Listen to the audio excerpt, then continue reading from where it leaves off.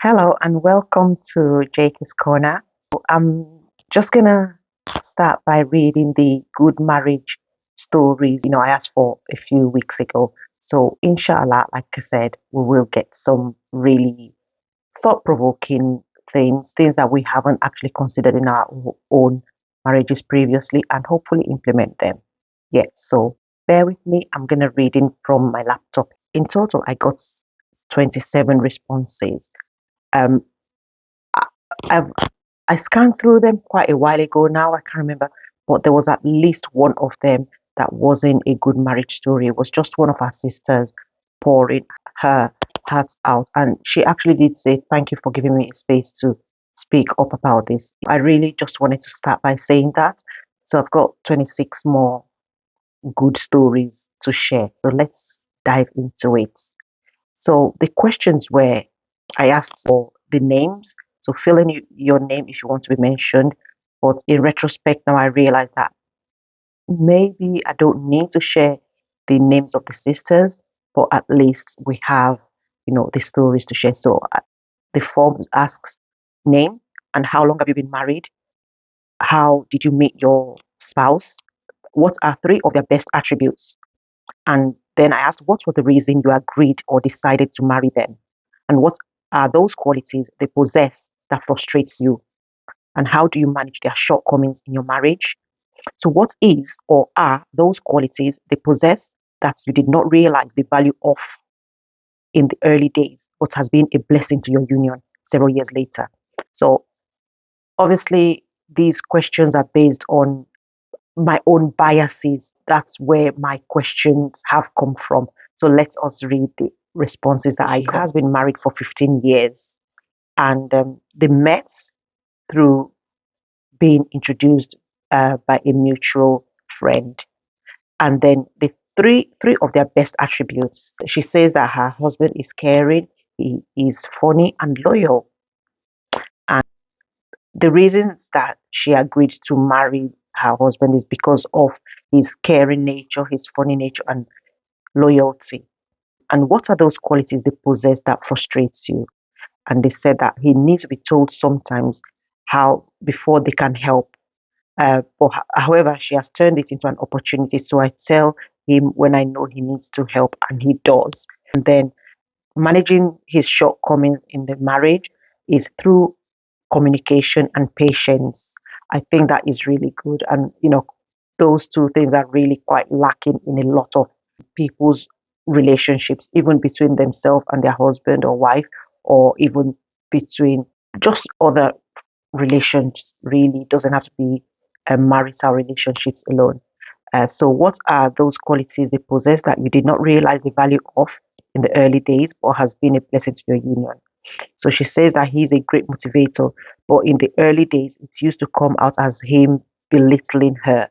But eventually, she realized that he wants the best for her, and that is his way of telling her she can do better.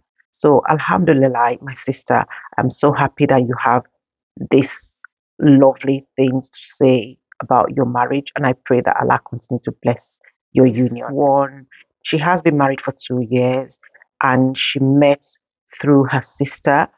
Her sister and her husband, they knew each other at medical school. Her husband is three best attributes: his kindness, his generosity, and his strong iman. Iman is faith for those who are not Muslims. What was the reason you agreed to marry them?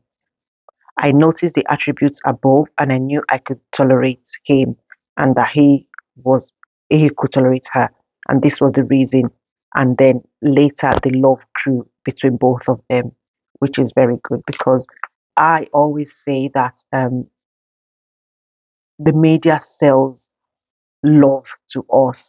However, love does not sustain any marriage or any relationship because there will be times where the love is not there. So you have to look at the attributes, the other reasons why you chose to be with this person. And that is what keeps longevity in a relationship. So I like that she said she later fell in love. So that is a really good one to bear in mind, especially for the ladies and men who are just, you know, who haven't already got somebody they want to marry are still in the phase of waiting or choosing somebody to decide to settle down with. And what are those qualities they possess that frustrates you? He is tough and can be pushy. And how do you manage their shortcomings?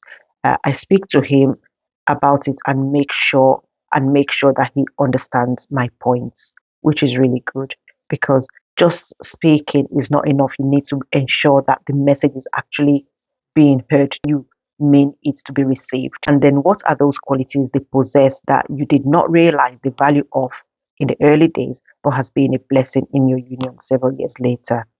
So being detailed, he is a very detailed person. He is very big on what is worth doing well. And it has improved her quality of life generally.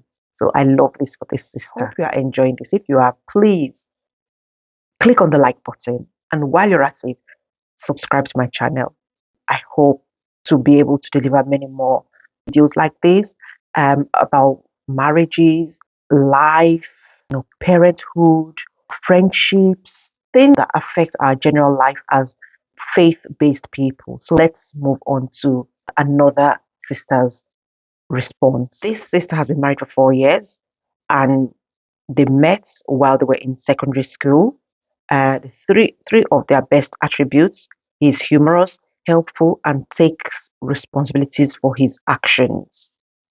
And the reason that she decided to marry her husband is because love and friendship that exists between them. What one attribute that frustrates her about her husband is his nonchalance. How do you manage his shortcomings? Um, they talk about it and then he apologizes.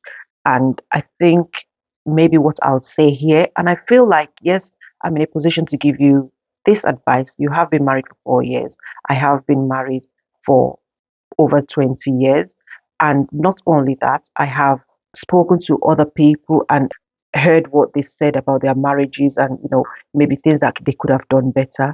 So I would say here that yes, it's good that he apologizes, but is it just apologizing for the sake of apologizing, or is it taking accountability for his faults and shortcomings and making amends? And this isn't just going to him as well. This is to you as well, and to me and to everyone watching this. Do we just apologize for the sake of apologizing, or do we ensure that when somebody repeatedly say we have done something to wrong them, do we then reflect and think, okay, I have done this, is there something I can do better, or is there something, maybe there's a way to express myself to ensure that it doesn't cause offense next time? The qualities they possess that they did not realize the value of in the early days: her husband's willingness to apologize when he is wrong. Don't know about many people. I find it really, really hard to apologize.